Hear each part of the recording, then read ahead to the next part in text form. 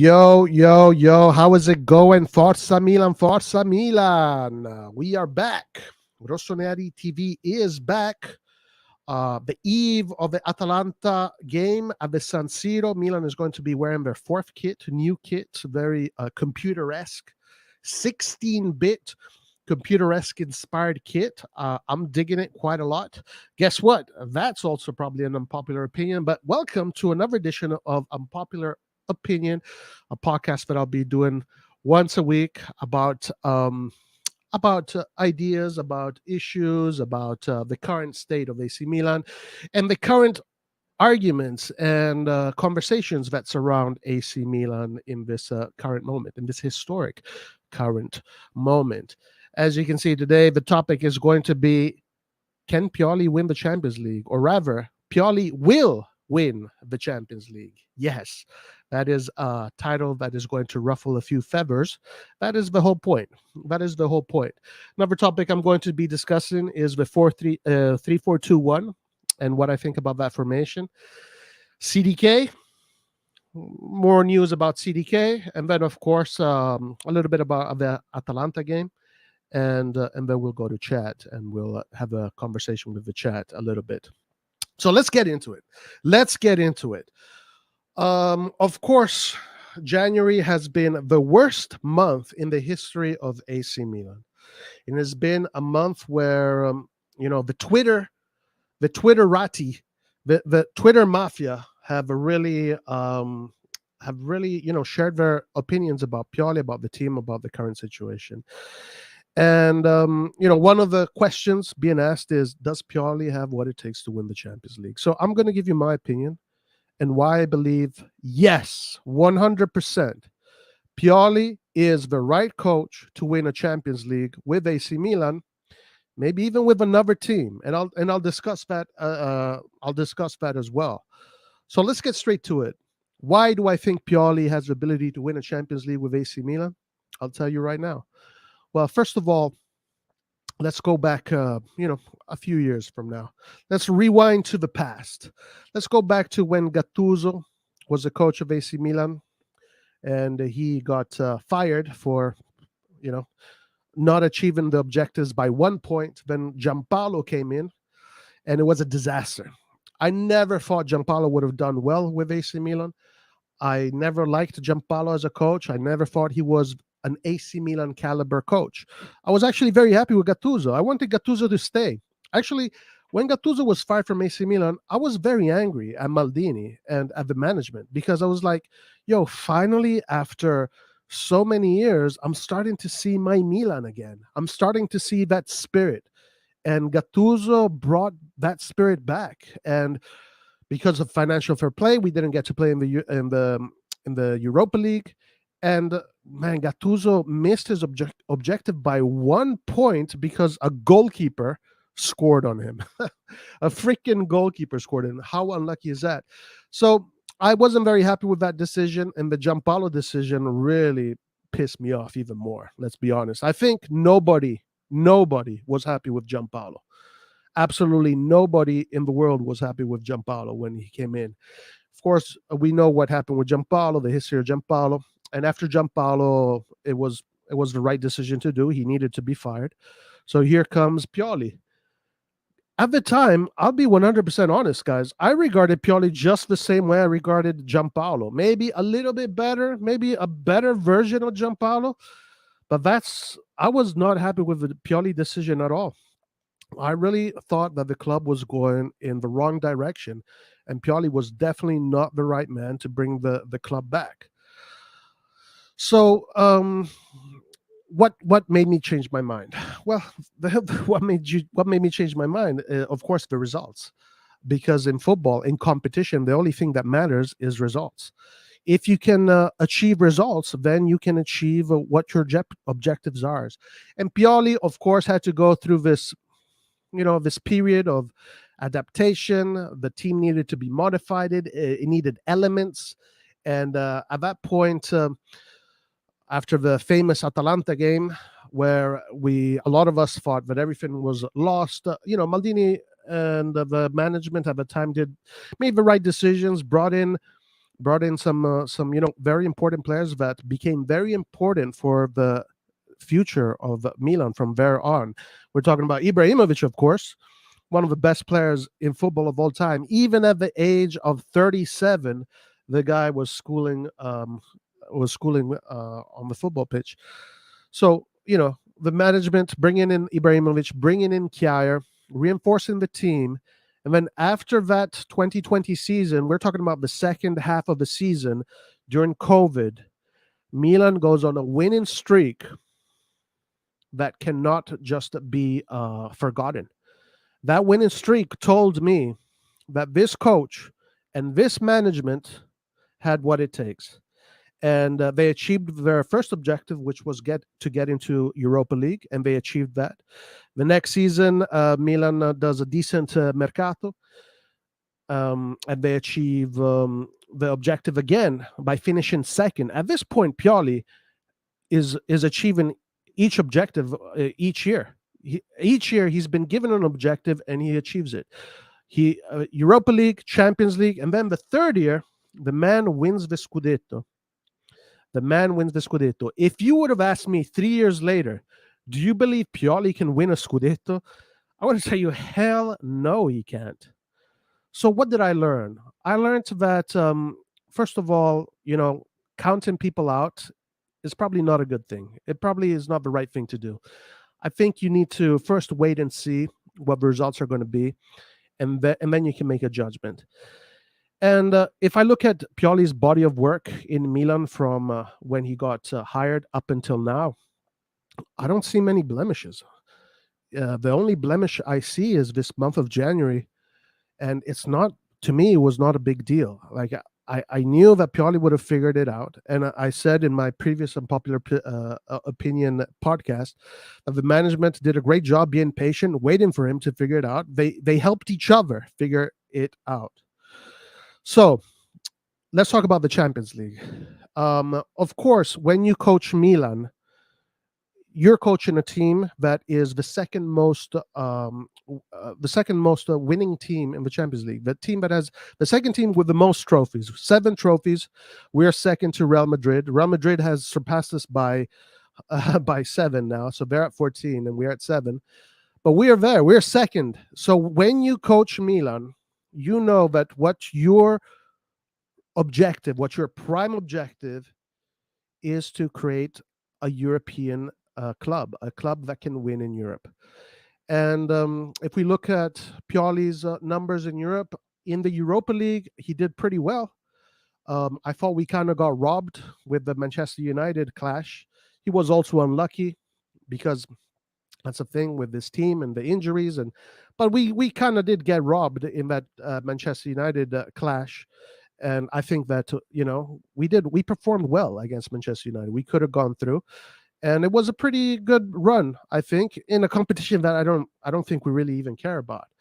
Then we go into the next Champions League edition. His first experience with AC Milan in the Champions League, the first time Milan plays in the Champions League in 11 years, and yeah, we know how it went. Milan struggled against Liverpool, a Liverpool that got to the final. So we're talking about the second best team in Europe, arguably maybe the best if you look at that final. But we played against a very difficult Liverpool, a very in-form Liverpool, and they definitely taught us a lesson. And at that time, I'm not going to blame Pioli for not preparing the team. I mean, the team was too young. 90% of that team had never played in a Champions League game. How the hell are you going to beat Liverpool, a team that has been in and out of finals for the past 4 years? So there's no way we're going to beat that Liverpool last year. I never blamed Pioli for that. I believed, of course, that he could have won. But then we go to the Porto games, and we got robbed there from the referees, even though Porto played well and they deserved to go through, sure. But I thought we got robbed there from the referees. And then, of course, the game that really robbed us last year was the Atletico Madrid game, the first one, where Kalulu, where they invent a penalty and just give the qualification to Atletico Madrid. So Pioli was very unlucky in his first season in the Champions League. Now, did he have a great performance in the Champions League? No, not at all.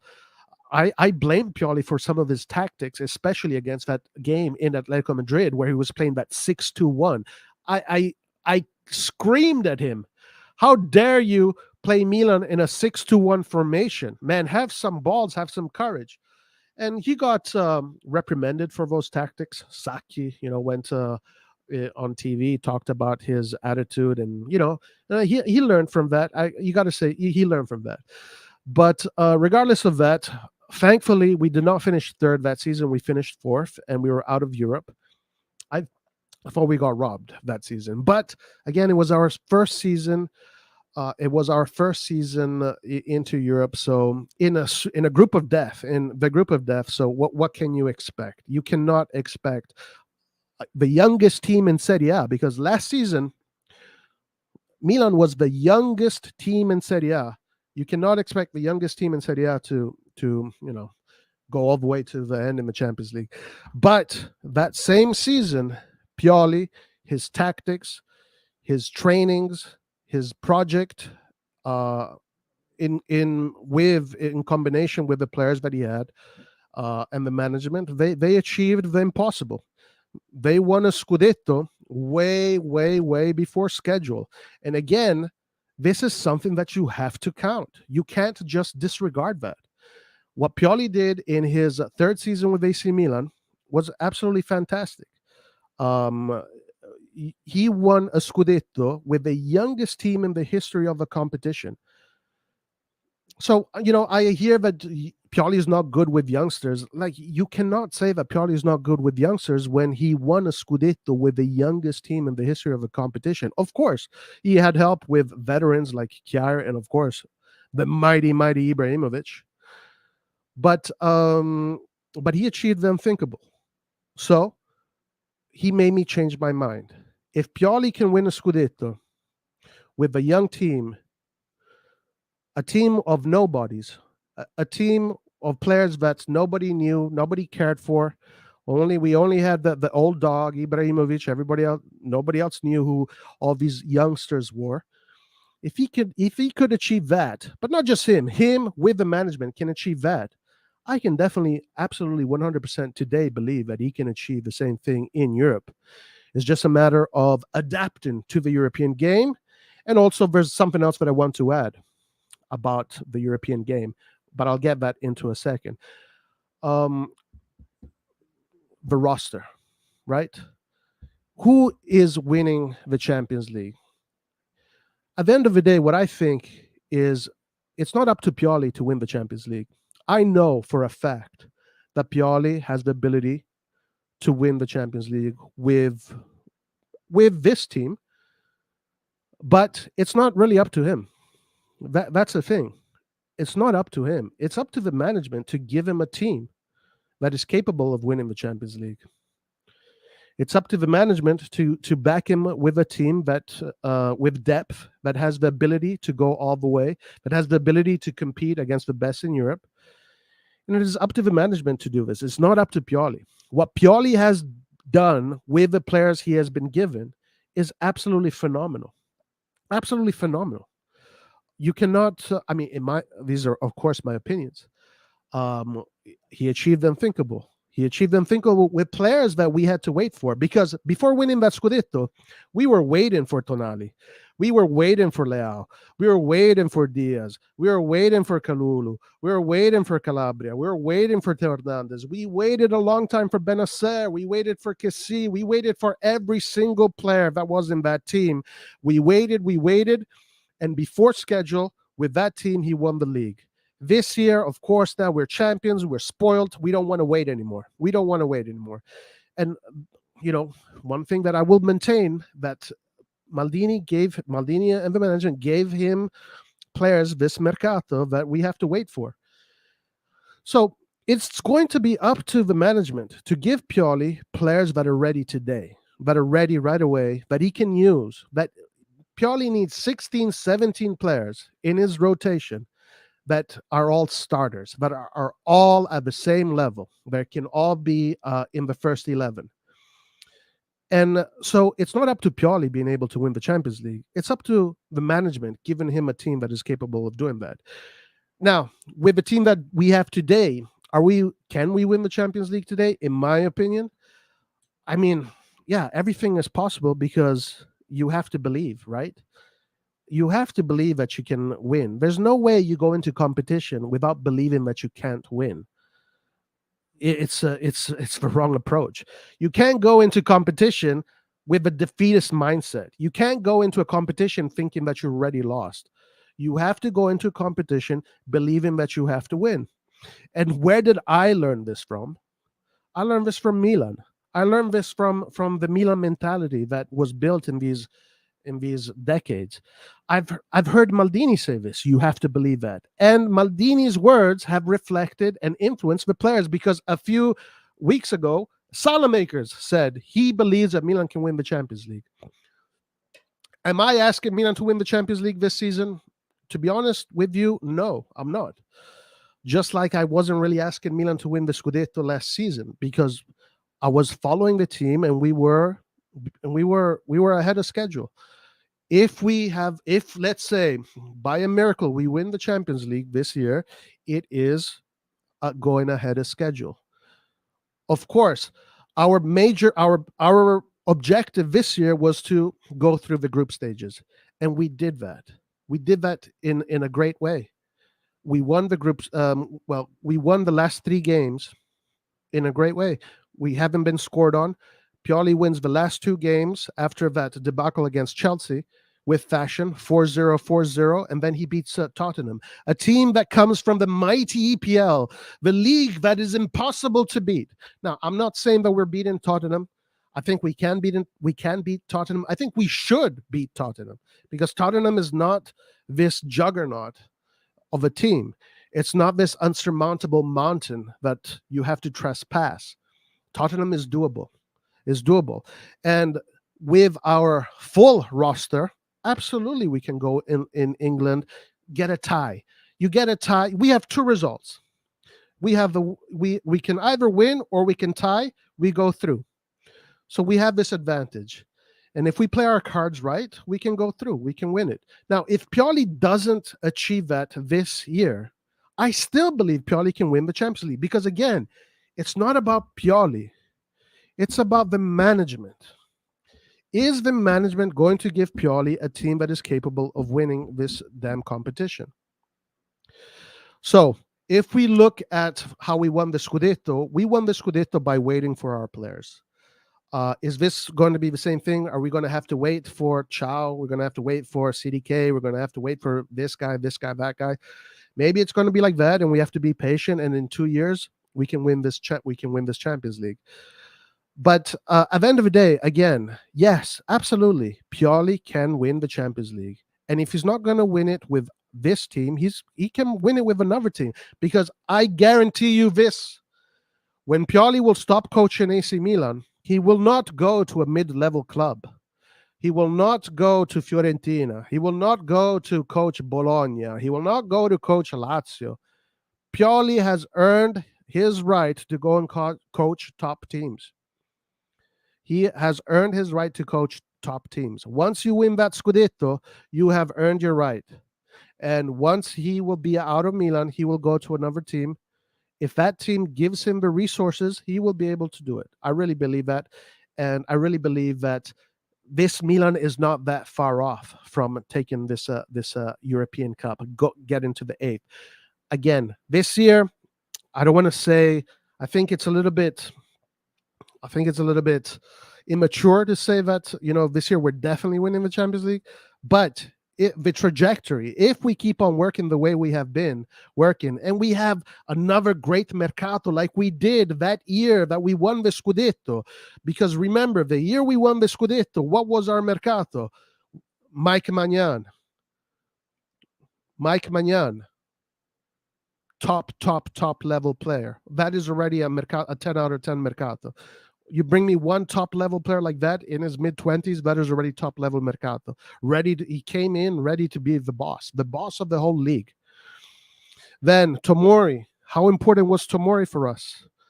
Tonali, how important did Tonali, and even Messias became an integral part of the team. Giroud was the guy that I at first was.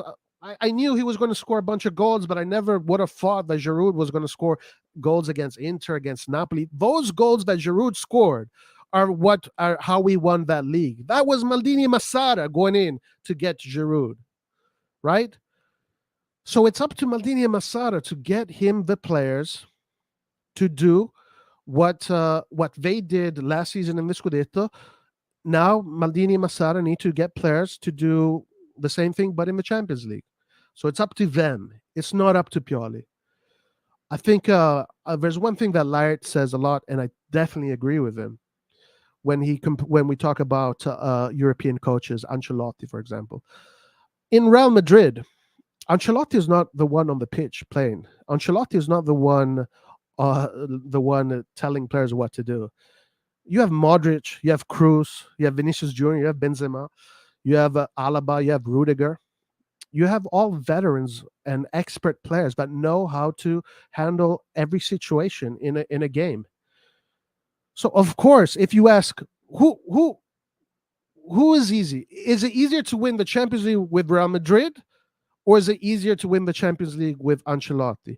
If you tell me if Ancelotti would come back to Milan and coach this Milan, and then you bring Pioli to Real Madrid, who would it be easier to win the Champions League? It'd still be easier for Pioli to win the Champions League with Real Madrid, because the coaches are not the ones that play. The coaches are not the ones that play. Modric is playing. Benzema is playing. Vinicius Jr. is playing. Cruz is playing. Tchouaméni is playing. Rudiger, Alaba, and the list goes on. Courtois is playing. These are the guys that make the difference. And then, of course, you need a coach to put them together. And Pioli has shown us that he can put players together, young players, young champions. So, yes, I 100% believe that Pioli is the right coach to win the Champions League. I don't think we should be changing coaches in the near future. And I think we should keep on going with this project. And then eventually, we'll see what happens. I'm going to go out on a limb here. And I'm going to say that if this mercato, upcoming summer mercato, if Maldini and Massara can emulate what they did in the previous mercato, the one that won us the Scudetto, then guys, either we're winning the Scudetto again, or we're winning the Champions League. And if we're not winning the Champions League, we're going deep into the Champions League, because we're not that far. People want to think that we're far, right? Because people love to talk about this, that, and the other. But at the end of the day, we know as a club with this management, we've seen that we know how to build champions. Now we got to keep our champions, but that's another conversation that will be for another unpopular opinion podcast. But yes, this is why I believe Pioli has everything he needs personally as a coach to win the Champions League. Every coach makes mistakes. Every coach makes mistakes. There's no coach that is perfect. Remember, also Champions League is about fortune, right? You got to be lucky. You got to be lucky in the Champions League. That is a big part of the Champions League. And of course, there's some coaches that have won the Champions League many times, and they know now what to do when the push comes to shove. But again, Maldini Massara, give Pioli the right team, he will win you the Champions League. And I back Pioli, I back this management, I back this project, and I really believe it can be done. I really believe it can be done. Okay, so that is my idea as far as the Champions League. And yes, it's an unpopular opinion. I know people are going to be like, no, whatever, blah, blah, blah. And it's all right. It's all right, guys. The purpose of unpopular opinion is to start conversations. It is to start conversations. And as a matter of fact, I'm also going to do follow-ups. I'm going to probably bring back the Milan Forum, where I'm going to bring everybody that wants to join, and we can have big conversations together. And this is definitely one of the topics, because we are a European team. This is our main objective. It's Europe. At the end of the day, do we even really care about? I mean, okay, now we got to win that second star. I care about the second star. But at the end of the day, this Milan has not made its history by winning the Scudetto. This Milan has made its history by, being amongst the best in Italy. I was having a conversation with some people in the chat the other day, but back in the 80s and the 90s, in order to win the Champions League, you had to be first in the Serie A, because back in the late 80s, early 90s, the only way to compete in the Champions League was to become the champion. That's why it was called the Champions League. Now the Champions League is more like become a participation tournament. Really, it's not really for champions. It's for everybody that finishes between 1, 2, 3, and 4. Okay, so those are the new rules. Let's just finish between 1, 2. If you can't win, just finish in the top 4, like Ancelotti did. Ancelotti did not win every season. The league. He won one league. He won one Scudetto. He won the Champions League before winning the Scudetto, actually. But both years Ancelotti won. Both years Ancelotti won the Champions League. Milan finished 4th, and they had to go through the preliminary stages of the Champions League in order to compete in the Champions League. So you don't have to be champions of Italy to compete, but just finish in that top 4. And when you are competing, if you have to put more of your eggs in the Champions League basket, so well, do it. If you have to sacrifice something in the Scudetto in order to win the Champions League, sure, do it. But remember, our goal, Maldini's goal, Milan's goal, the fans, the spirit, the tradition of this team is to return to become a giant in Europe, to be amongst the best. Do we need to spend as much as everybody else? I totally do not believe that. I do not believe that at all. I think the whole idea of spending a lot of money is just a pile of BS. And if you spend smartly, correctly, you can achieve anything you want. You can achieve anything you want. So, yes, again, I'll finish with this, and then I'll move on to the next topic. Pioli can win the Champions League, but it's not going to be up to him. It's going to be up to Maldini and Massara.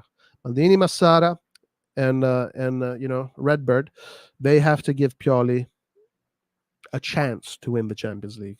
They have to give him the team to win the Champions League, like they gave him the team to win the Scudetto.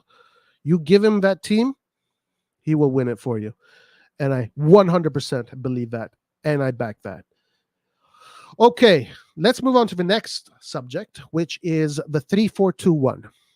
3-4-2-1, I believe it's here to stay. I don't think we are going to be seeing the 4-2-3-1 in a while. And let me tell you why. Now, the reason is because one of the things that if you really analyze our formation and our team is that this team has been leaking a lot of goals. Even last season, from the beginning up until the last 10 games, we were leaking a lot of goals. And we played a very adventurous game. We high line, high press, and we played a nice, entertaining football, in the Milan spirit. But I think that can be done, but also by being solid defensively. And if that means that we have to add another defender, so be it. But the reason why I really believe that the 3-4-2-1 is the formation that we're going to be sticking with for a long time. I could be wrong, guys. Maybe tomorrow we lose and then he goes back to the 4. I don't know. But this is just my idea today. And it has been my idea, is if you analyze this team and you look at the strong points in this team, who are your best players in this team? Your best player in this team is 100% Theo Hernandez. Theo Hernandez is the best fullback in the world. Rather, he is the best wing back in the world. So when you have the best in the world, you modify your formation for him. If you have the best wing back in the world, why play him as a fullback? Play him as a wing back. So that is one of the reasons. Another reason is because we did not get an attacking midfielder that can do what Kessie did last season. We did not get an attacking midfielder that has the ability to be a hybrid midfielder, attacking midfielder. You can say maybe Krunic can be that player right now, but I mean, of course, no, I'm not dissing Krunic. Krunic, I love Krunic, but we want more. We want more. If we're going to play a 4-2-3-1, our attacking midfielder has to be a top G. Kessie was a top G, but not specifically as an attacking midfielder, more of a defensive midfielder that played in an advanced position. So, yeah, this Mercato, we failed to do that. And that player was supposed to be CDK. CDK just does not have the qualities to be that player. Essentially, a player that can run all over the pitch, help the midfield, press, win balls here and there, and then also attack. So it doesn't suit CDK, and it really doesn't suit Diaz either. So basically, the 4-2-3-1 system that we have does not suit our attacking midfielders. Moving to this 3-4-2-1, or what I would have preferred, a 4-3-3, but I'm okay with a 3-4-2-1 because the 3-4-2-1 exalts Theo Hernandez. But anyway, going to this 3-4-2-1, what happens with those attacking midfielders? In the 3-4-2-1, CDK, Diaz, Leao, Origi, Rebic, all of these players that play behind the striker, they do not have the same defensive duties that they would have in a 4-2-3-1. They don't need to cover as much space because the space is covered already by that extra defender and that line of 4 in the midfield. So all they have to do when containing a position, they just have to come back and hold their positions. And when the ball is in their area, press the ball. They don't need to chase anybody. They don't need to go here and there. They just need to work hard in their areas, but they're not obligated to win the ball back. CDK in a 3-4-2-1 does not have any obligations to win the ball back. In a 4-2-3-1, he does. But in this formation, he doesn't. Because in this formation, the guys that are obligated to win the ball back are the 3 defenders and the 4 midfielders. That is 7 players. That is 7 players plus the goalkeeper. That is 8 players working on your defensive shape, working on the defensive solidity. So your attacking players don't need to really focus so hard on that aspect. In the 4-2-3-1, you have the double pivots that have to cover a shitload of space. You need both of those wingers to come back up and down to help the double pivots, and you need your attacking midfielder to come back down and help. We know that Leao, that's not his game. On the other side, it is Salamaker's game, but it's not Messias' game. So this 3-4-2-1 suits perfectly the team that we currently have. Now, one can say, why didn't he figure this out earlier? Well, maybe because the 4-2-3-1 was working, and that's what he tried to do. They tried to maybe force it. But this 3-4-2-1 works perfectly as far as not conceding goals, as far as being solid. And I really believe that he's going to stick with this formation. And I do think that their mercato in the upcoming season is going to be based on this formation. I don't think they're going to go back to the 4-2-3-1. I think the days of the 4-2-3-1 are over. I think we're going to be sticking with this 3-4-2-1 for a while. And we will see if I'm wrong or if I'm right. This season, I think it's the right thing to do, and I think it's the right way to go forward. Because in the end, in football, yes, you have to score goals, but if you don't get scored on, sooner or later, the results are going to go your way. Not conceding is important, maybe more important, right? Because if a 0-0 is still a result that gives you a point, right? If you can't score, don't get scored on, right? So I think thinking about the defense right now is a good thing. Now, the other thing is this team going to start playing better offensively? Yeah, I think it is, because in time they're going to amalgamate, they're going to figure it out. It always nothing happens right away, especially when you change a formation. When you've been playing a 4-2-3-1 for 3 years, and then you all of a sudden have to change because now you just have to change. Of course, you're not going to be playing pretty football right away. So it's going to depend on how Leao interprets this new role of his. It's going to be up to Theo Hernandez, how he does. It's going to be up to Messias. In this 3-4-2-1, he works much better because he doesn't have to play so high up the pitch, which means he doesn't have to come back all the way down, and he's not obligated to cover 80 yards of the field. Right? In this formation, he's obligated to cover 40 yards, 50 yards. He doesn't have to go up and down, up and down. So it suits him better, actually. It suits him better. in this case. And of course, I think that Salamakers is also a great wingback. Salamakers is a great wingback, and this formation suits Salamakers. This formation suits Kalulu because Pioli said that Kalulu's best position is when he plays in a defensive three as the right central defender. He is right, because all of us have seen that Kalulu is a great defender, but he can also be a fullback. So put him together. Put those two positions together, make him play both. And essentially, as this right center back, he's doing a little bit of both. And Pioli was right on the mark on that. This suits him perfectly. Tomori, whether it is two at the back or three at the back, he works well because Tomori has the physical attributes to press high, to come back down, to mark. Tomori is pretty much not a complete defender, but as far as his ability to cover spaces, he's complete.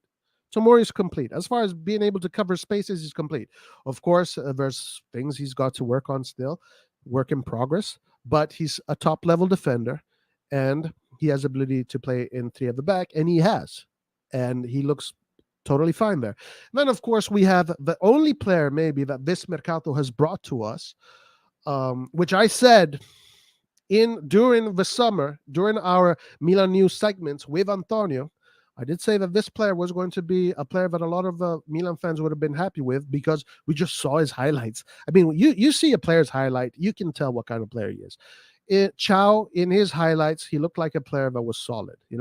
He played under 21 German team and in the Bundesliga with Schalke. You could tell that he had the qualities. So now he is ready in the right moment.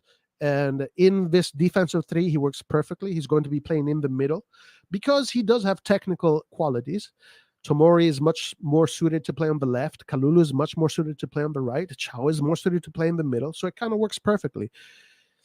And then, of course, guys, we have the most important player in the team, which is Magic Mike Maignan, and he is back.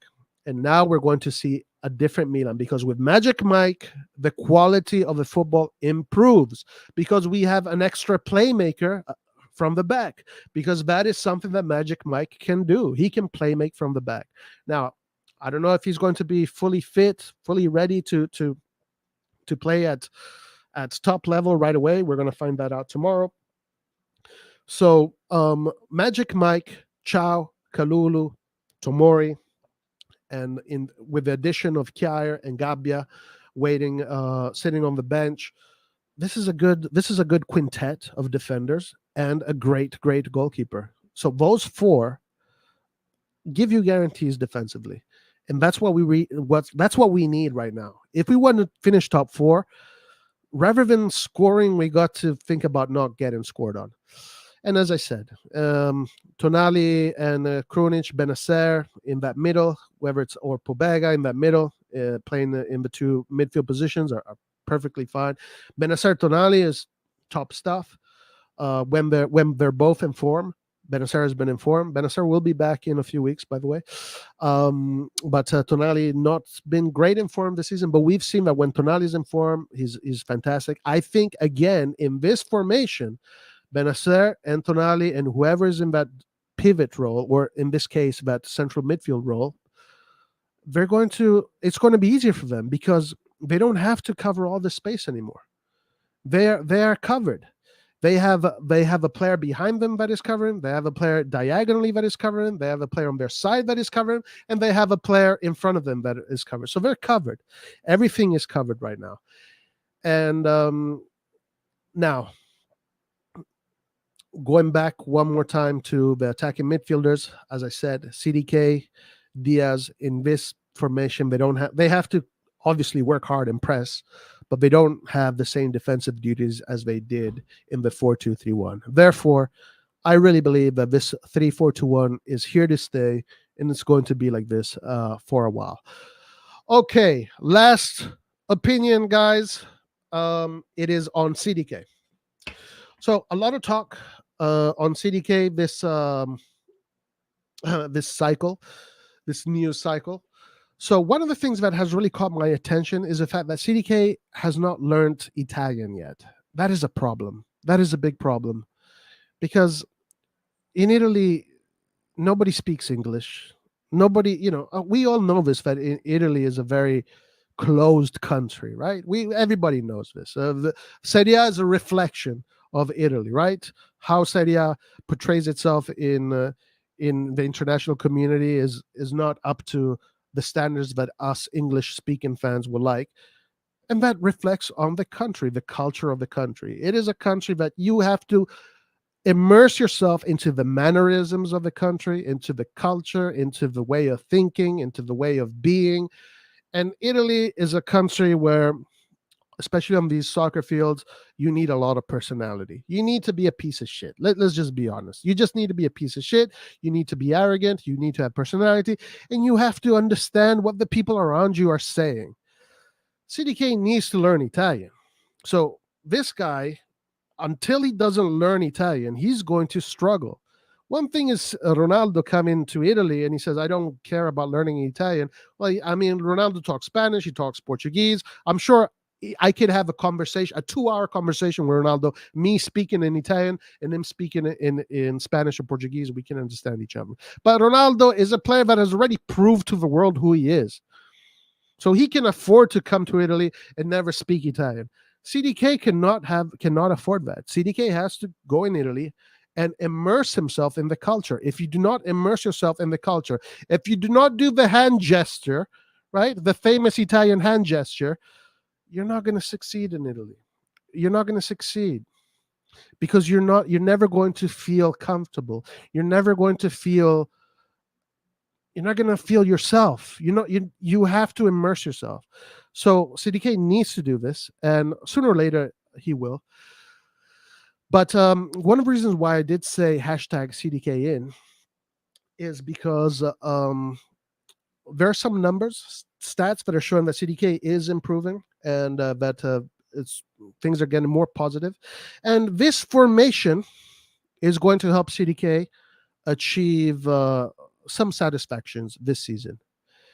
And I really believe at this point that as long as you don't give CDK too many defensive duties, at least for now, and him learning Italian, being immersed in the culture, he is going to come good. He is going to come good, and he's going to, he's going to show us his value. But if he doesn't, it's his fault. It's nobody else. It's not Maldini's fault. It's not Massara's fault. It's not Pioli's fault. It is his fault.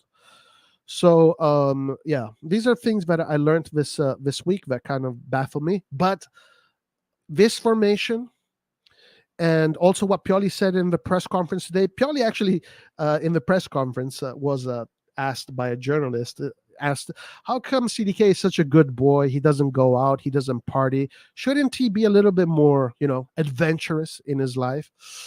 Pioli obviously said, well, it's a good thing that he doesn't do that. But that journalist was implying, this kid needs to show personality. He needs to be a little bit more, he needs to have a little bit wilder, essentially. That was the gist of the question.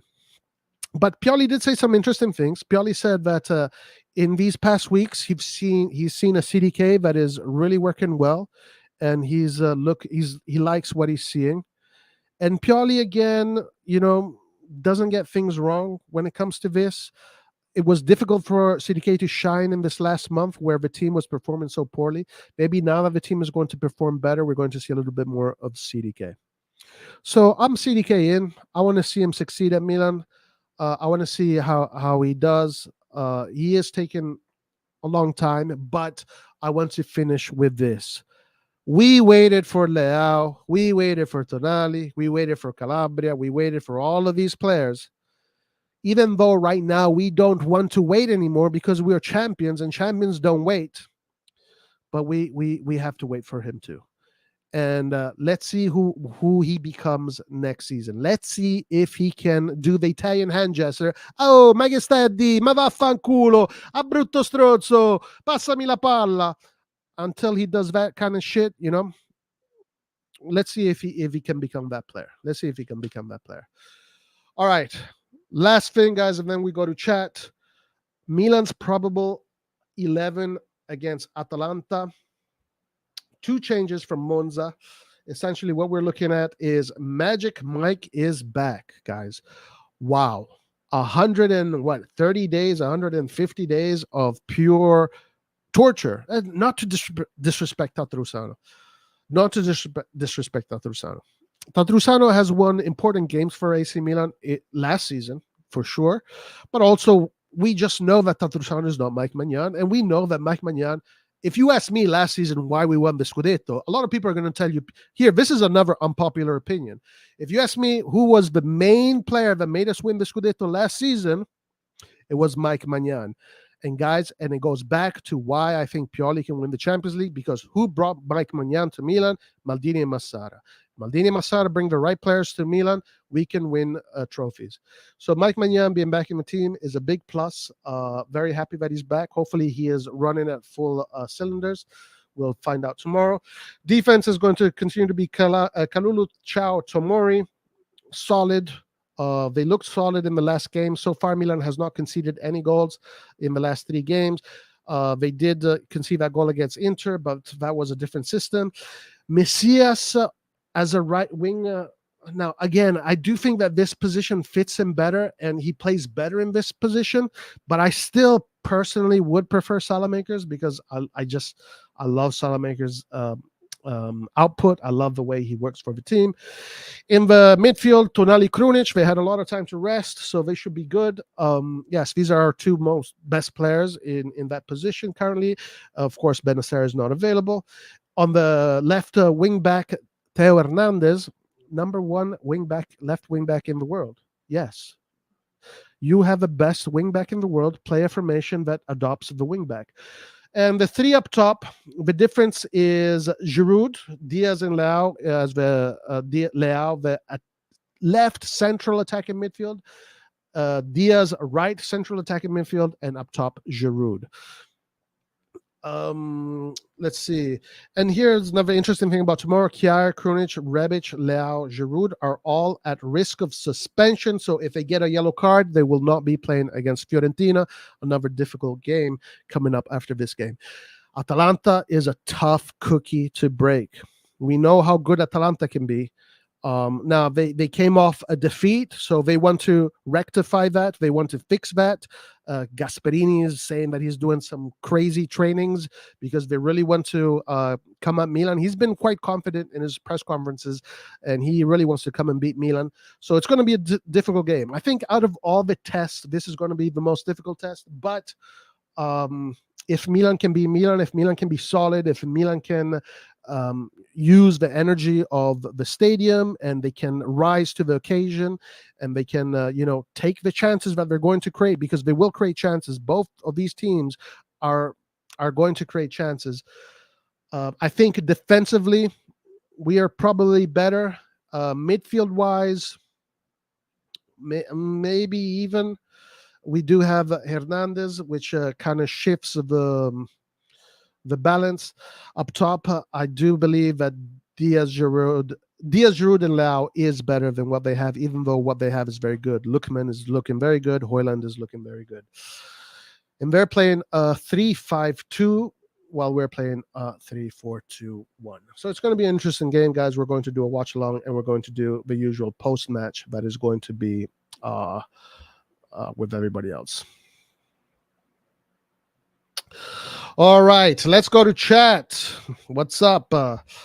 Hi, guys. UCL is wide open, I think. You know what? It kind of does feel that way. I got to admit, it kind of does feel that way. Of course, Real Madrid had the most impressive win, but I do think that Real Madrid is beatable. It is beatable. You just have to approach the game in the right way. I think it's still kind of open. It would be nice for the same that some underdog wins, Dortmund, Napoli, etc. Okay, guys, Napoli obviously has to be one of the favorites at this point. The way Napoli is playing this season is out of this world. Out of this world. I do think with a little bit of a good mercato next season, we can catch up to them. And I don't think we're that far from them. but we need a strong mercato, not an exaggerated mercato, a strong mercato. The headline made me laugh. When did Pioli become Don Carlo? That headline is meant to ruffle a few feathers, and yeah, that's right. No, but Ibra can. Oh, what's Ibra? Ibra has never won the Champions League. It's one of the trophies that he's never won. Unfortunately, it seems like he was not put in the list, but Ibra can help that locker room be motivated for sure. In Padre Pioli, Big Daddy Ibra, and Legend Maldini, we trust 100%. Absolutely. And Maldini is the top guy. It's up to him. It's really up to him. And he is the sporting director of a team. He is at the top of the sporting pyramid. He is the one that is there, and it is his job to put together a team that can achieve these objectives. Ibra did not come to Milan because he decided to come to Milan. Maldini convinced Ibra to come to Milan. And of course, Ibra wanted to go to Napoli, but that didn't work out. So Maldini was able to convince him to come to Milan. And also, Ibra has an affinity with Milan, so that definitely helps. Forza Milan, absolutely, 100%. Would you welcome Icardi this summer? I'm not a big fan of Icardi. No, I would say no. I would go for a more, let's say, technical young striker. These are my opinions, of course. I would go for a player that is more similar to Ibra rather than more similar to Giroud. Icardi, Giroud, these are players that are finalizers. They finalize the action, while Ibra is more like a offensive regista. He will come down to the midfield, he'll play, he will help the team build. As a matter of fact, Milan played really well when Ibra was on the pitch, because Ibra was basically like a Pirlo in an offensive position, because he has the technical ability, and Ibra has an incredible ability of the layoff, winning high balls and laying it off to his teammates. I would welcome Wanda, but not Icardi. Yeah, I agree. Real Madrid is winning again. They can, absolutely. Absolutely, they can win it again. That is definitely for sure. Ghazi Mamar says, I agree. All Milan need is money, but so disappointing. Pioli is a top coach. We will make it to the finals. This season, maybe. Why not? Why not believe? Right? That is Maldini's motto. Believe. It doesn't cost you anything to believe. Why not believe? It doesn't cost you anything. And the Champions League is not like the Scudetto. The Scudetto is a marathon, and you have to be consistent, and you have to, it's a completely different ballgame. The Champions League, once you get into these groups, into the latter stages, the knockout games, it's about that one game. It's about getting that one game correct. That one night needs to be correct. So it gives you actually it gives you a good chance if you do it in the right way. With Magnan back, we should be beating Spurs. Man, if Giroud only had pace, it would be over already. Yes, Magnan back definitely gives us a better chance of beating Spurs. I definitely believe that, 100%. And as far as Giroud is what we have so far. Giroud has been very good. Giroud, you put him in the box, you give him some balls, he will score sooner or later. Ciao Magnan, best mercato this year. Well, Magnan coming back, I guess you can consider him a new player. Yeah, Ciao for sure, definitely the best. Out of the mercato that we did this year, Ciao has to be the best one. There's no doubt about that. I hear you, Papa Pioli, Roy, but I have a little faith in Redbird. But Redbird needs to provide. Redbird, I don't know. I don't know what we're going to find out what Redbird does. Obviously, there is going to be a budget for the Mercato in the summer. We know there's going to be a budget for the Mercato this summer. Our budget will also consist of players that we're going to sell. There are some rumors of, let's say, Rebic is going to be sold, and this guy's going to be sold, that guy's going to be sold. So our Mercato is not just going to be about what the ownership gives to Maldini Massara, but it's also going to be about the players that we release. Now, even like releasing players like Dest, Bakayoko, and these other players is going to give us a nice little treasure chest that we can work on. Again, guys, the summer in which We completed the signing of Tomori. We completed the signing of Tonali. We got Mike Magnan. We got Giroud. We got Messias. We got Florenzi. I forgot. We got Florenzi, a player that is a luxury to have in a bench. Having Florenzi in your bench is a luxury. We did not have Florenzi for the entire season this season. That is such a shame. But Florenzi is actually back training with the group. We didn't spend much that summer. It was just it was smart spending. And I do really believe that Maldini, without the whole pressure of re-signing his contract, it's going to be different. He's going to be able to approach the mercato with less stress, and he's going to be able to anticipate the mercato, because that is what he was not able to do. He was not able to anticipate the mercato this past season because he had to deal with him re-signing his new contract. So him anticipating the mercato, this upcoming mercato, I want to believe that is going to give Maldini a better shot at putting together a better team. That's why I don't have critics towards Pioli. He's playing the cards he's been dealt. Yeah, absolutely. And how can you argue against what he's done with the cards that he's been dealt? That's why I like to say, man, Klopp, Guardiola, all these guys of the Premier League, Potter. Guys, look at Potter. What excuses does Potter have? They spent 300, 400 million on players for Potter, and Potter can't win a game.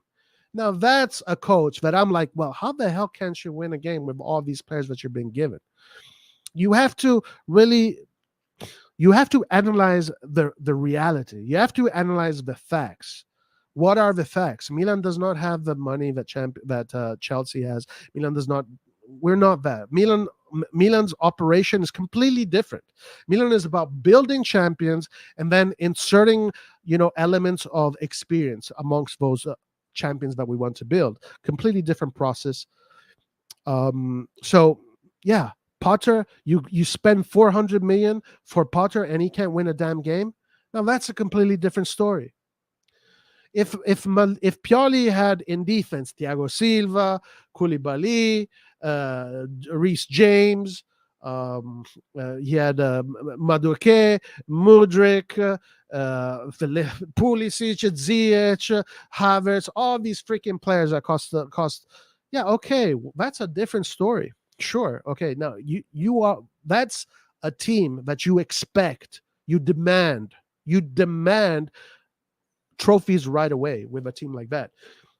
But Pioli has been given a much more humble team. He is in a much more humble situation, and within this humble situation, he's going to do better than what the coaches at Chelsea will do. I believe this. I definitely believe this. 4-game lost, and Chad started Pioli out way before. I'm not sure if I want to be exposed to this negative anymore. Thank you, Roy, for spreading positivity. Raul, no problem, my man. Really appreciate you. And I really believe that being positive in sports, in a competitive setting, is extremely important. It is one of the most important things. That positive psychology of belief, of also just being realistic and not being over judgmental is very important. So yeah, I'm positive, guys. I'm positive, and I appreciate that you appreciate it. My knock on Pioli is just that we lack creativity on offense. I'm not sure if it's players or Pioli, but it's just not convincing me. Now, we definitely do lack creativity offensively. That is no doubt. We've been missing Leao's goals. We've been missing Leao's assist. So we need Leao to find his space in this formation, in this new system. And of course, I think once Leao starts to find his feet again and starts to get out of this rut that he's been in, things are going to change. But I also do think that it's going to take time. Now it's been, 3 games? We have seen progress in each game. Hopefully we see progress tomorrow. How about the new stadium? It looks like this management, one thing about this management for sure is that they're definitely 100% aggressive when it comes to building the new stadium. They want to build the new stadium. They told Inter to fuck off. They are going to build the new stadium. and it's just a matter of time now for it being official. So they're going hard into this. Remember, Redbird bought AC Milan because their plan is to sell AC Milan in maybe 10 years for 5 or 6 billion. That is what their plan is. They want to maximize the profits by building an infrastructure like the stadium, which will bring more money and will make the club more valuable. That is why they wanted to. That is one of the main reasons why they wanted to buy Milan, and that is one of their main reasons on how to eventually profit for Milan. So they're not doing maybe so great, at least this winter market as far as players go, but the stadium, they're fucking aggressive about it. And that's positive because once we'll have our own stadium, our own church, our own temple, boy, will that place be the devil's den. Boy, that place will be the devil's den, guys. People will fear that stadium. Forza Milan, Ahmed, 100%. Okay, like what does Pioli need to get the right team? 200 million, 100 million? I don't know. He just needs the right players. Get him the right players. Mike Maignan costs 15 million. Leao cost what, 29 million. Tonali cost was a loan with option to buy that, so just be creative. You don't need to spend a lot of money. You just you already have a really strong core. You already built a team that can guarantee you maybe 13 or 14 players of super high level. Now you need 3 or 4 more. Make it 17 players, 18 players of super high level, and now you have depth. Because one of the big differences between the EPL teams and the Serie A teams is that the EPL, it's not necessarily the starting 11 in the EPL that are so superior to the Italian teams. No, that's not the case at all. It's the benches. And that's having all that money. That's where they benefit from having all that money. It's the benches. The fact that they can keep all these great players in the bench, it helps. But we saw that Napoli can achieve what the EPL teams do with nothing, with pennies. Have a great bench, and have a lot of depth, have a strong 11. So, yeah, I think more than money, smart spending. We've seen Maldini do this over and over again. The only time he fucked it up was that in this current mercato, where, I repeat, he had to deal with his own contract first. And this time he won't have to do that. 240 million. I wish. Haitian Montana, what's up, my man? How you doing? How's it going? 3 matches, 3 goals, 3 wins. Defense is back to playing, but offensively they need to be more creative. Yes, 100%. We already definitely we spoke about that. Let's see. Tomorrow's going to be a very important game, and we'll find out. Just watch Napoli. They spent like a fifth of the others top teams, and we're able to build a top European team. We can do it too. Absolutely. And guys, the crazy thing is that Napoli used us as an example. Napoli, De Laurentiis, this whole summer was talking about, look at how Milan did what they did. They did not go in the market and spend all this crazy money. They bought clever players in the right spots, and De Laurentiis used us as an example. So now we have to use them as an example again. It's a crazy chain reaction. What you want more is less, and at the end of the day, I night, so I'm Ballon d'Or material. You got it. What you want more is less, and at the end of the day, I night. So is this a riddle? I don't understand if this is a question or if it's a riddle. Maybe if you can ask this question again, it'd be nice. There was the new Gareth Bale and Roy. Do we have attacking midfielders? Our attacking midfielders are good as attacking midfielders, not what Pioli wanted in his 4-2-3-1. Guys, this show is called Unpopular Opinion, and I'm about to say a super unpopular opinion right now. The best attacking midfielder that Pioli has had for his style of football in all of these years that he's been a coach at Milan. Are you ready for it, guys? I'm about to say it. This is going to trigger the fuck out of you. Çalhanoğlu. Çalhanoğlu was the best attacking midfielder for how Pioli wants to play that role that we've had. Last year, we had to put a defensive midfielder in that role because Diaz was not cutting it. We had to put Krunic in there. Of course, Pioli wants something that can do both, attack and defend. The CDK experiment this year is not working. Diaz is way more offensive, and Diaz cannot cover the whole pitch. Diaz is not box to box. He can't do that. So yeah, our attacking midfielders are good as attacking midfielders. Let them attack in midfield. Let them be attacking midfielders, and that's it. Don't ask them to do other things. So the 3-4-2-1 works better for them.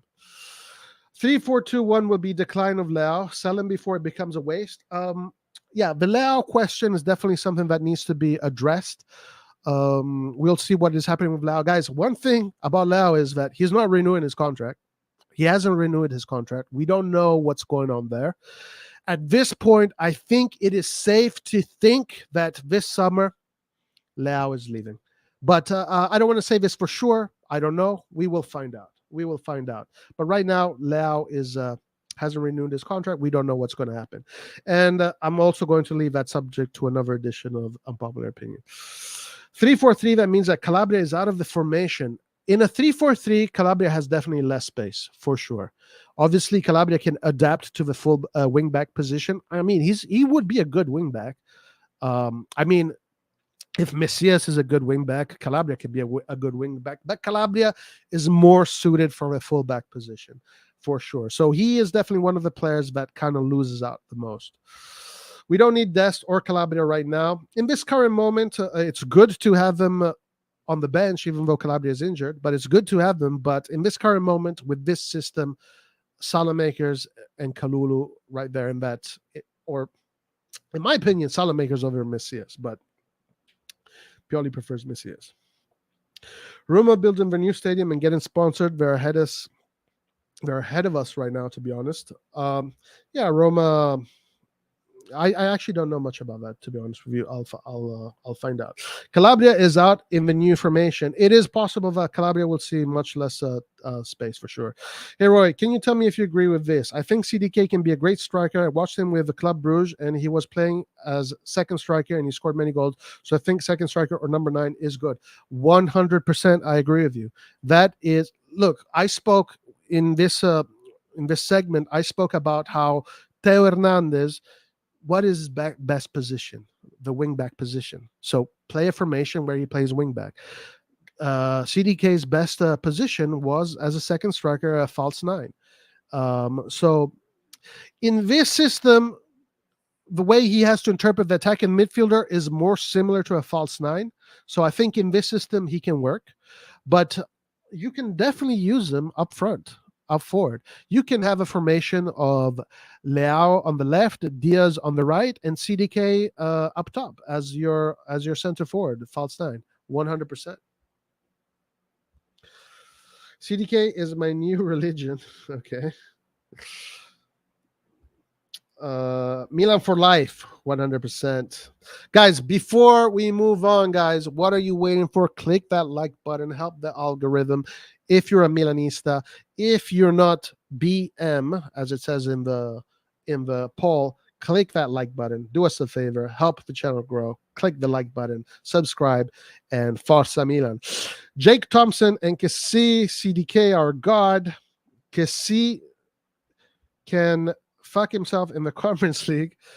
Kessie, unfortunately, did play in the Europa League against Manchester United, but he got eliminated. His decisions. Antonio, what's up? Hey, Roy, man up and admit a back 3 was necessary with Tata and you were wrong. Was I wrong?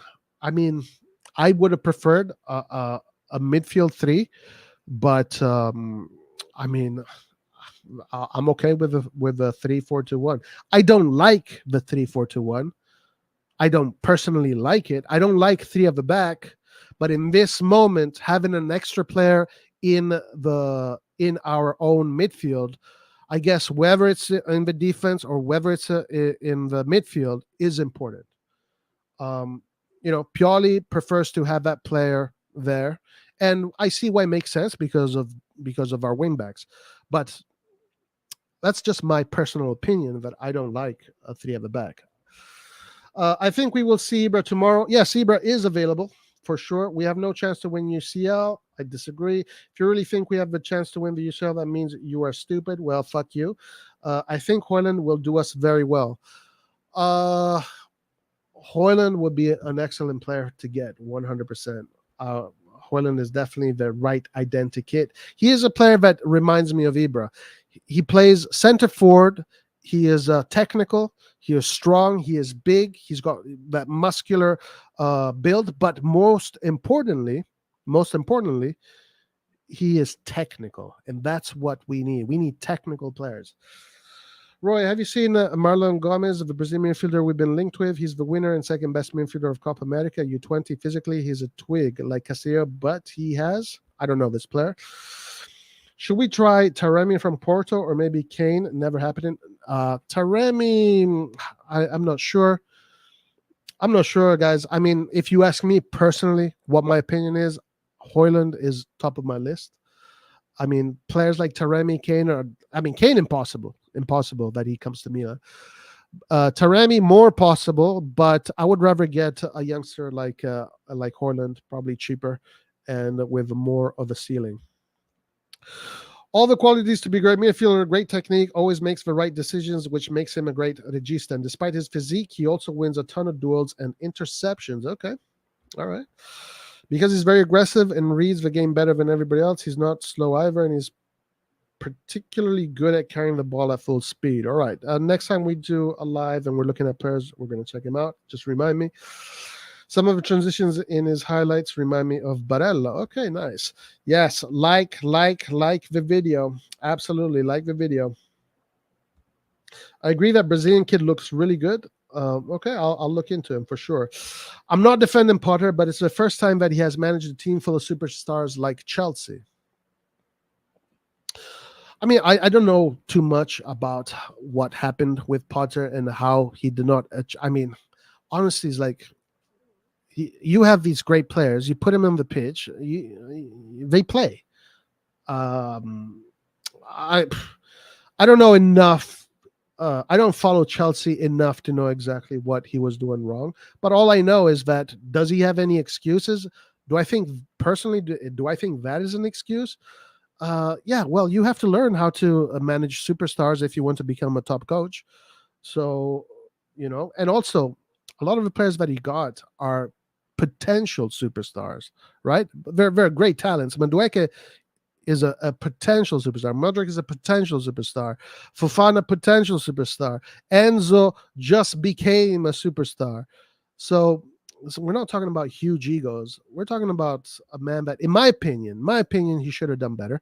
But I know you follow the EPL, so you probably know better about that. My main criticism of Pioli is that he doesn't play Ali. We don't know what's going on with Ali. Obviously, everybody is just guessing when it comes to Ali. Maybe in training, he doesn't perform as well as the other guys. Maybe it comes back to political situations that CDK needs to play. The only thing that we know about Ali is that Pioli once in a press conference said that Ali is an attacking midfielder, and in front of Ali, he has CDK and he has Diaz. So he's third in line in that position, and that's why he doesn't play as much.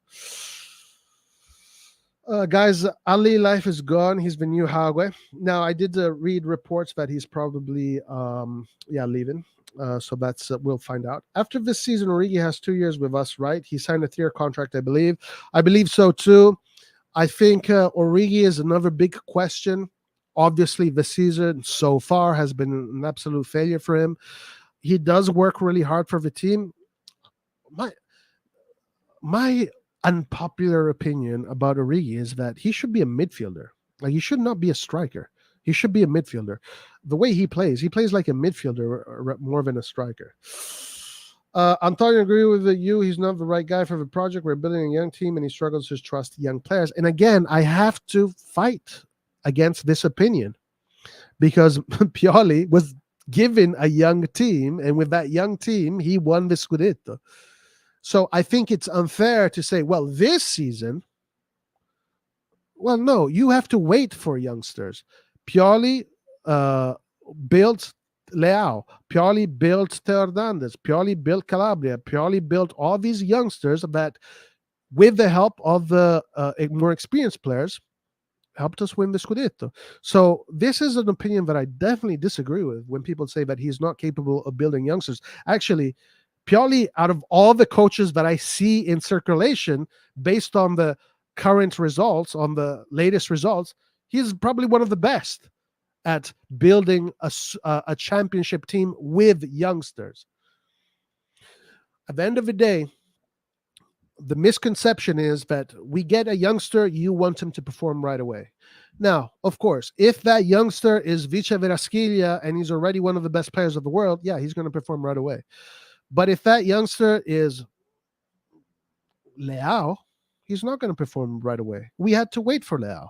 Teo Hernandez, we had to wait for all of these players. Chao, we're waiting for him. And guys, I remind you something about Chao. I want to bring this up because I think it is important. Gabbia in 2020 had a huge long streak of games where Milan was winning. Gabbia was a lot of people were saying Gabbia was a great defender. Of course, there was a little bit of criticism, but was though a lot of people were saying that he was doing really well. Right now, Chao is doing really well, but sooner or later, like every single player, including Messi, including Ronaldo, including Maradona, Pelé, even Vice Verasquilla, will lose form and will have a period of being off.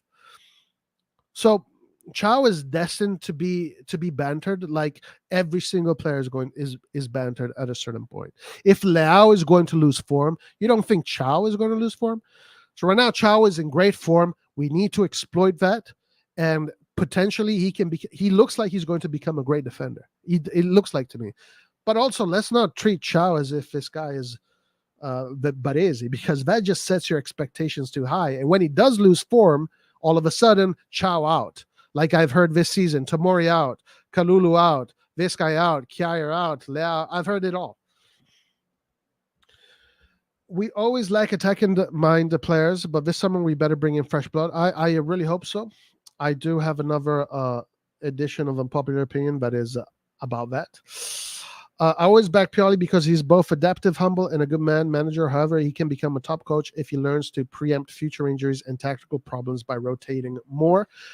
These are very good takes. These are very good opinions. I like that. Jake Thompson. The one thing that definitely, I don't know if it's him. We don't know. He takes responsibility because he is the leader, the captain of a ship, always needs to take responsibility about the injuries. The injuries has been something that has been a problem, and it has caused a crisis. So he definitely needs to work that out. As far as rotations, I think he does well. Sometimes he does poor, but I think it also comes down to the management. The management needs to give him a team that he can rotate players and not lose anything. The title, bro, hopefully this title ages well. Yeah, listen, the title is definitely clickbait. It's definitely there to rustle a few feathers, but it's something that I believe. Whether or not it's going to happen or not, I don't care. I believe that. I want to believe that, not because I'm forcing it, but because I really do. I bet most of the people here, most of people, Milan fans, would have never believed that Pioli would have won a Scudetto with Milan, but he did. How many of you believe that Italy was going to win the Euro? Very few of you, but Italy did. How many of you believe that Italy wasn't going to make the World Cup? A very few of you, but they didn't make the World Cup. So one thing that I'm learning in this game, in this analytics game, is that the future can be quite unpredictable. So believing doesn't cost you anything. Being positive is better than being negative, in my opinion. Forza Milan, Joel, 100%. I predict Milan will make UCL semis in November. Let's see if I'm right, and PSG to win it all. Let's see. Hopefully. Absolutely. Still Pioli out. Comment, Roy, this is Potter's first season in charge of a team full of superstars at Chelsea. He has managed mid-table clubs the most. Well, listen. Still, you are given a team full of superstars. Sure, let's call them superstars. Very expensive team. You have the obligation to do well. You can't be there can't be any excuses. You can't be like, well, guys, I don't have experience, so we're going to lose a few games. No, if I am the president of the club and I spend 400 million, I expect to win right away. So of course Potter gets what he got. In a situation like that, you don't have excuses. Pioli would not have any excuses if he was the coach of Chelsea. No coach can have excuses when your club spends fucking incredible amounts of money for your roster. Guardiola has no excuses. Galtier has no excuse. What excuses does Galtier have? Galtier has Mbappe, Messi, and Neymar, arguably the three best players in the world right now, in their positions. What excuses does he have? So one thing is if you have that, and then yes, we can talk about Pioli in, Pioli out.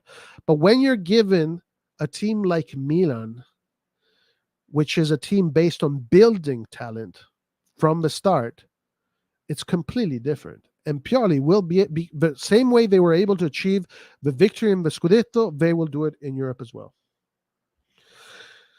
Diaz is useless. For that a lot. Calabria pace does not make him a good wingback. It's not really his position. I think a lot of us can agree on that. He will suffer. Antonio, he suffers at fullback already. Wingback would be really bad. He's definitely going through a poor moment of form right now, but of course Calabria has been very important for us. When are you bringing in Antonio from IFTV as a guest? I don't know, maybe one day, we'll see. He said he would like to meet new Milan fans. Baby, we'll bring him in. What do you think about the Hungarian kid that we let go in AZ in Holland for 2 million? They say he's killing it there and worth 20 million. Why did we let him go? No, we all believe that this kid was a champion already when he was at Milan. We saw his qualities. He had great technique.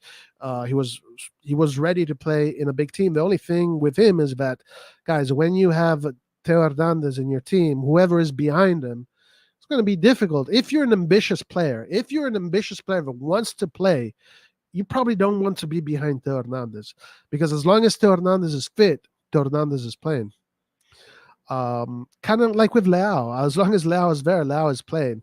So it's difficult to convince, players like Kerkez that wants to, in his young years, he doesn't want to sit on the bench. He wants to play. It's difficult to convince him to stay. Yeah, he's kicking ass. He's doing what we all thought he was going to do. It's one of those things. Either him or I don't know. How do you convince him to stay in the team? You have to convince him to sit on the bench. That's the issue. Ali is a versatile 8, so I'm surprised we haven't played him in the pivot recently. I believe that he could have played in the pivot too. I'm not sure why Pioli only thinks that he can be an attacking midfielder. I believe that as well. He wanted to play with the first team. Yeah, that's right. Tonight, Real Madrid introduced an 18-year-old kid who saved them in the last minutes against Atletico in his debut. Why the hell can't we introduce players from Primavera? I don't know who. I guess if that 18 kid is really good and they felt like he's ready to play, then he is. I don't know. I mean, guys, our Primavera right now. I mean, what is Real Madrid's Primavera doing? Where are they? Our Primavera right now, yes, they did great in Europe, but they're struggling in the domestic league. Let's be honest, this team was going nowhere until Zlatan reached. But that goes back to my point. Zlatan didn't just appear out of nowhere. Zlatan didn't just say, okay, I'm playing for Milan, fuck everybody else. No. Maldini Massara convinced Zlatan to come to Milan. Maldini Massara had the vision of bringing Zlatan, who was available at that time. They exploited the moment and they brought him to Milan. So this is what I'm saying. It's not up to Pioli winning the Champions League. It's up to Maldini Massara giving Pioli the tools to win the Champions League. And also, it's not true, because it's not true that this idea that only Ibra is the reason why we win the Scudetto. I think it's a bad analysis, to be honest with you, because it's just a petty analysis. You're coming at this with pettiness. It's the collective that works together. Mike Maignan, in my opinion, was more important than Ibrahimovic. Mike Maignan is the number one player in AC Milan. He is the one that got us 22 points last season. He saved us 22 points. Mike Maignan doesn't need Ibrahimovic to tell him to play well. So, Ibrahimovic, yes, of course, he played his part, and he does a great job at influencing the team, at energizing the team, and making sure everybody's on their toes, 100%. But just to say it was because of Ibra and everybody else, no. I mean, I think that's just being petty, in my opinion. All right, guys. So that was the last of the comments. So this was my newest edition of Unpopular Opinion. I'm sure it ruffled a few feathers. It's all good. It's what it's supposed to meant to do. Guys, if you have not liked the damn stream, what are you waiting for? Why aren't you liking the stream? How many likes do we have? Let me check. Let me see this nightmare. Okay, let's see the poll first. So 55 people voted. 44% said yes, Pioli has what it takes to win the league. 45% voted no, he doesn't. So it's a pretty much split, 50-50. Click like if you're not bitch made. 11 people clicked on that. 30 likes, guys. Come on, let's put up a few more likes. Let's bring up a few more likes. Let's see if we can get to 35 today. If you come here, guys, one thing, guys, do me a favor. Just do me a favor. We in this channel, spend a lot of time on this channel. If you don't come in this channel and you stay here, maybe you listen, and even if you disagree with us, but you don't like the video, please don't fucking come. Please don't come, because liking the video helps us. But if you don't want to help us, you just want to use us for your entertainment, don't show up, because we are here trying to do the best for you. Give us at least some side of, give us something back, at least something back. Click the like button. Do us this favor. Let's see. Ready for tomorrow? Yeah, absolutely. It's going to be a very interesting game. It's going to be definitely very good. It's going to be very good. It's going to be a difficult game. I think out of all the games, this is going to be the biggest test that we're going to have to like. Guys, nice. I like it. 6 likes. Good job, everybody. Well done. Keep on clicking that like button if you haven't. Guys, we're 4 from 40. We might as well get to 40. So let's keep on doing that. Ready for tomorrow? Yeah, Mike is back. I can't wait. I'm very happy Mike Maignan is back. Yeah, absolutely.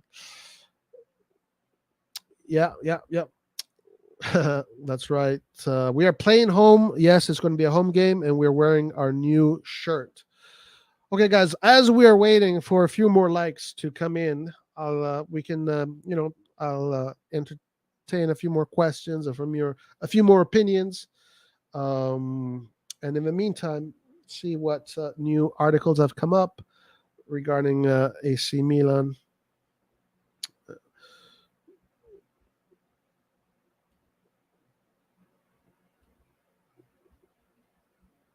Let's see. How about this? Why don't you guys give me some predictions? What are your predictions for tomorrow? How do you think? What do you think the score is going to be? Do you guys think that we're going to win this game? Do you think we're going to win? My prediction is it's going to be a 50-50 game. I like the new shirt. I think it's awesome. I freaking love the new shirt. I think it's really cool. It's modern looking. I think it's going to look cool on the players. When is Nathan coming back to the stream? Nathan right now is studying. So he's very busy with school. So until then, we're not going to see much of Nathan.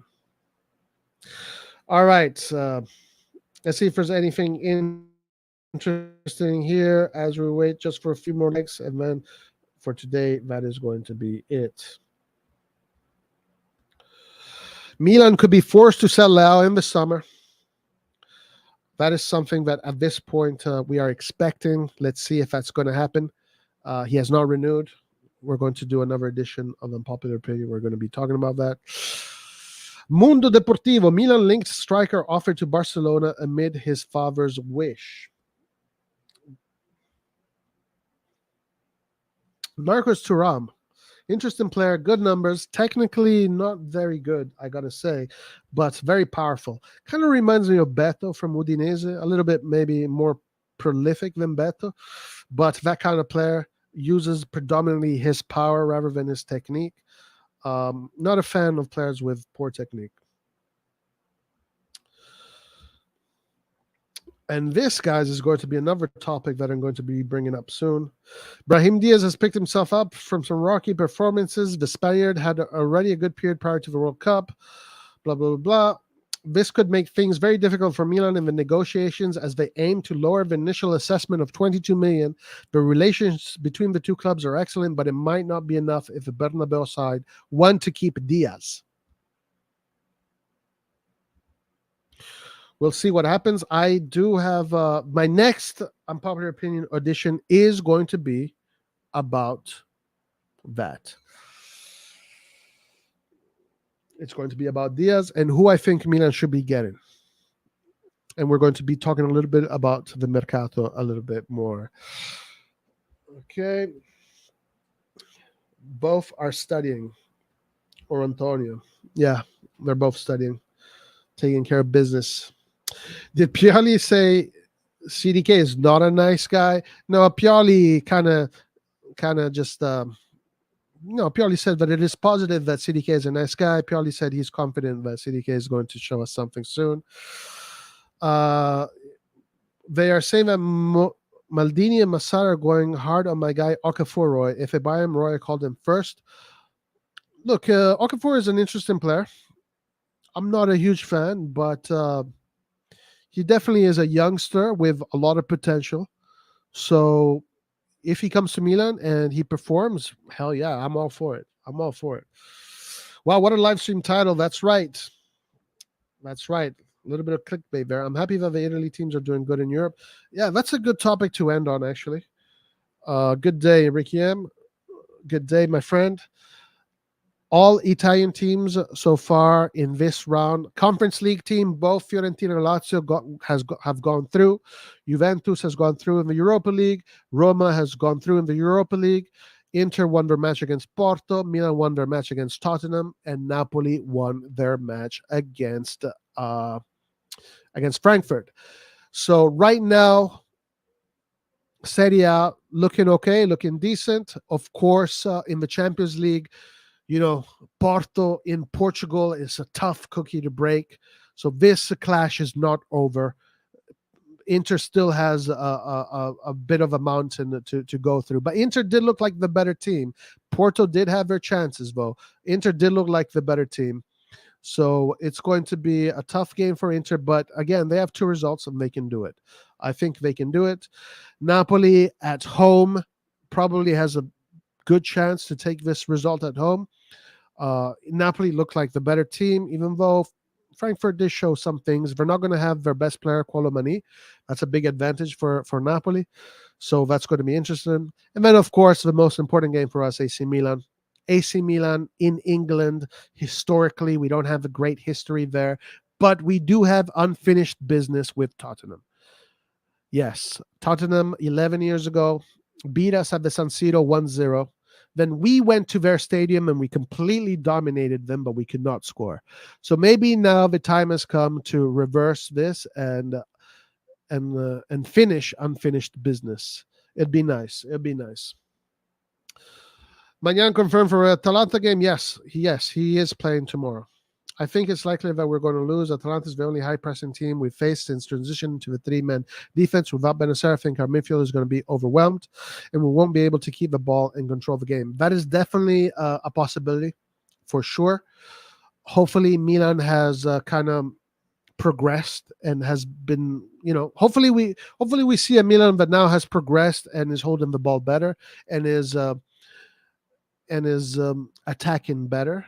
And as long as we defend solid. I mean, look, I think someone brought this up, and I thought it was interesting. If we can defend against Son, against Richarlison, against Kane, against well, Kulusevski, whatever. I mean, why can't we defend against the Atalanta strikers? Yes, Atalanta plays a great football. I do believe Atalanta is a better team than Tottenham. I think Atalanta would beat Tottenham, actually. But from an individual point of view, I don't see why we should be struggling against these players. Let's see if we have progressed as far as how we hold the ball. If we have progressed, then we have a good chance to scrap an ugly win. Maybe we can be completely surprised and scrap up a good win, or we can lose a game. Yeah. And we won't be able to keep the ball in control of the game. È brutto da dire, ma secondo me dovremmo contare sugli episodi. Qualche giocata di Leo sarebbe fondamentale passare in vantaggio per primi. Yes, details are going to matter for sure in these kind of games. That moment of magic, just episodes are definitely going to be key factors in this game. At least one can have that educated guess, when talking about now, should we be shaking our boots against Atalanta? Absolutely not. Absolutely not. Our roster is super strong, super good. We shouldn't use this prior month as a means to fear our opponents. I hope we don't, but we should respect Atalanta, because Atalanta, even though they lost against, I believe it was Empoli, it's still a team that can hurt you if you don't approach them correctly. Absolutely. Yes, sir. Okay, guys. So we're going to go on for 5 more minutes. I'm going to end at 1:45. And that's it for today. Thank you guys for liking the stream. Really appreciate it. Thank you for everybody being here today, participating. And yeah, Pioli will win the Champions League. You heard it here first. Whether it's with Milan or not. All right, let's see how many likes we're at, guys. Click that like button if you have not. Help us out. We're still at 36. Come on.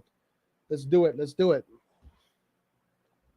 right, let's see if there are any other articles here that could be interesting. Okay, this was Rohit. Rohit had a piece about CDK, playing him as a center forward, second striker. In this channel, me and Nathan have been saying that is a good position for him. So we agree with Rohit there. Okay, let's finish with this, guys. Great atmosphere expected at San Siro for Milan Atalanta. I mean, ticket sales. Milan is selling out that stadium like hotcakes. Let's finish with a little bit of Pioli and his press conference. Let's see what he said, and we'll conclude today's stream with this. Tomorrow, a match for the ones who score first. Atalanta certainly has all the characteristics of a great team. They have an organization of the game, technique, physicality. It'll be an open match. 2 teams who want to get a goal more than the opponents. Yeah, right now, you can say both teams are similar. On the comebacks and injured players, Ibra is getting better and better. He spent almost a full week with us. Calabria and Benacer are not called up, but I will have them in the team on Wednesday. So that's very good news. Benacer is going to be back. We need Benacer against Tottenham. That is going to be a key. Guys, having Mike Maignan and Benacer back with the team against Tottenham is going to be a key thing for us. And also Florenzi being back is going to be excellent for the Scudetto. For the Serie A. Tatrusano. I have to say that Tata has fully done his duty. He struggled at the start because he hadn't played for a long time, but then he found his rhythm and made a good contribution, among other things. He played despite having the flu these days. Mike was like a caged lion. He couldn't take the field. He couldn't help the team. He's very motivated and will give us a great contribution. One thing for sure is Mike Maignan is a lion. He's 100% a lion, and we need that lion. Rusano has done well for us in the Champions League. He did well against Tottenham. He did well against the 2 games we played in the Champions League, Salzburg and Dinamo Zagreb. So good for him. It's a very important match because the standings for Champions Leagues are packed. I expected a hard-fought match. Atalanta team of duels, tackles, and counterattacks. We're good mentally and physically. We want to play our game to the fullest. We want to try to control the game better, being careful in the defensive phase. Yes, hopefully we see this. Hopefully we see this progression in Milan's system. Now we need to control the game better. Does Leo like this formation? Good question. Interesting question. I think it would be wrong for a coach to use a new formation if one of the team's most important players isn't happy or doesn't suit it. Leao is very happy to play in that position there. And anyway, Leao has always been the only one who has ample freedom at Milan. He has a way of feeling the game of his own. He doesn't always do what I tell him, but often does what his intuition tells him. Yeah, and again, in this attack, in this 3-4-2-1, Leao already played like that, but in this 3-4-2-1, his defensive duties are even less. So in the end, if Leao can find his feet again, can find the back of the net, whether it's through an assist or through a goal, we can start to see some good things again. Could Ibra seen again on the field tomorrow? Good question. He could. He could. Wow. Okay. So Pioli says he could. The first time I called him was to get him back with the group. He knows how much he had worked and suffered to be available again. Now he's available. He's ready to play, guys. Big words. Big words from Mr. Pioli. Ibra is ready to play. So these are very good. These are very positive things. Magnan is back. Ibra is back. Florenzi is back. Benacer is back. Let's hope we can keep the team healthy for a good period of time. Is this the ideal time for the leaders to return? The more leaders any team has at its disposal, the more strong and convinced it feels. The mental aspect and the personality aspect are important. Absolutely. This is one of the reasons why I was talking about losing Kessie and losing what's his name, Romagnoli. That was a big problem since we did not replace him. Bigly, wow, attackers. But Atalanta is a system that I see as kryptonite for our current midfield. Perhaps it's because Tottenham's center backs and mids are a bit slow, but I was surprised that they didn't try to press us higher. Well, Tottenham does not press high. As a team, Tottenham plays with a low block and they wait for you. That's how they've been playing. Yeah, Atalanta is a team that last time they played us, Atalanta played with a low block. Last time they played us when we tied in Bergamo. Let's see how now they're playing a little bit more adventurous. They've kind of gone back to their offensive ways. Let's see how we do. Let's see how we do, guys. Let's see how we do.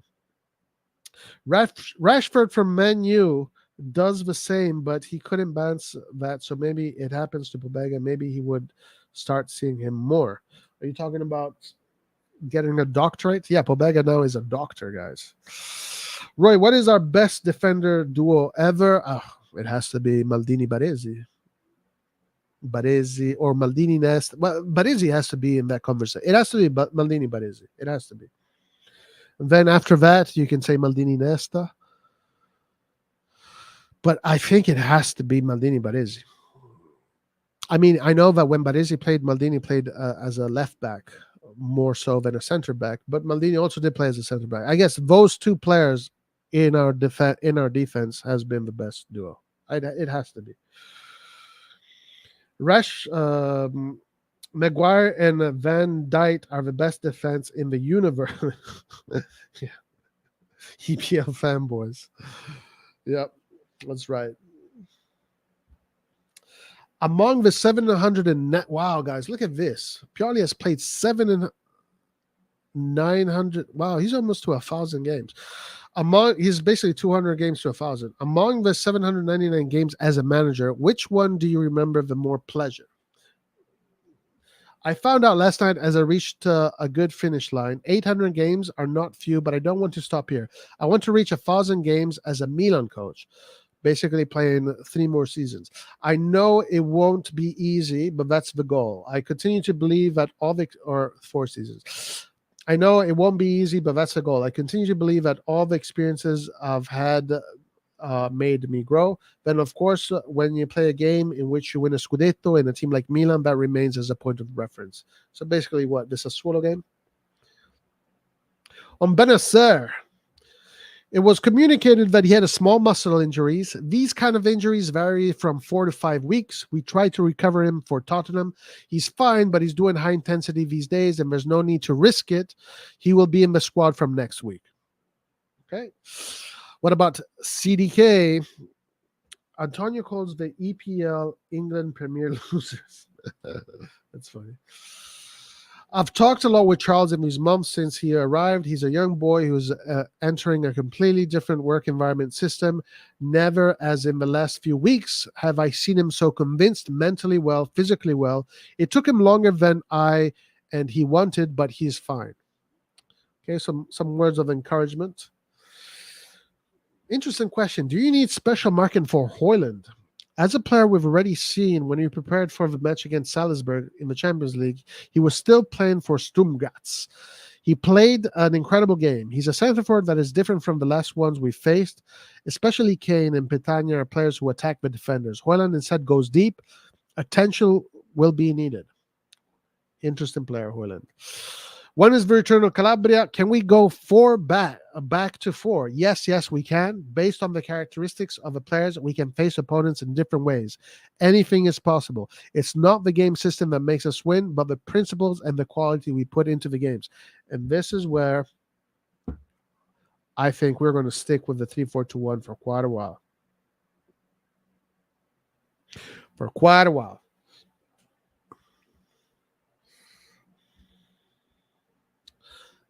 Now, this one here is a strange question. De Ketelaere is a right winger. Do you mean, okay, on the center right where Brahim plays, yes, but also center left. Abruje was very versatile, and his chances for goals are increasing. It will arrive. The first goal he scored will be lucky. I imagine it like this. Okay, so that's it, guys. Bada bing, bada boom. That is it. So, yeah, tomorrow's going to be interesting. We're going to do the watch along. Laird is going to do his usual post match. And I'm sure we're going to get a lot of people's opinions. And then I might be starting the Milan forum again. And then, guys, next week we're going to have another edition of Unpopular Opinion where I'm going to piss some people off. And that's the whole point. Guys, thank you very much for joining us today. Click the like button. Appreciate everybody. As always, Forza Milan. Hopefully tomorrow we get the job done. Then we have Fiorentina coming up, and then we have the big game against Tottenham. But one game at a time, one step at a time. As always, guys, Forza Milan. Alla prossima. Arrivederci, and ciao.